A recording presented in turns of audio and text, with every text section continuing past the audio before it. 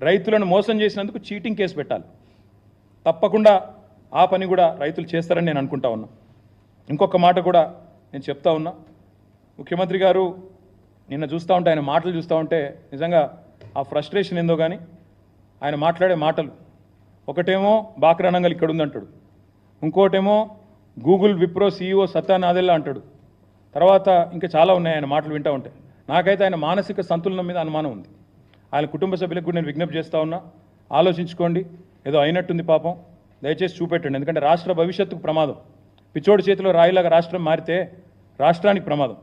ఆయన మరి అసహనము, ఫ్రస్ట్రేషన్ బాగా పెరుగుతోంది. ఎందుకంటే ఆయన విషయాలన్నీ బయటపడుతున్నాయి ఒక్కొక్కటిగా.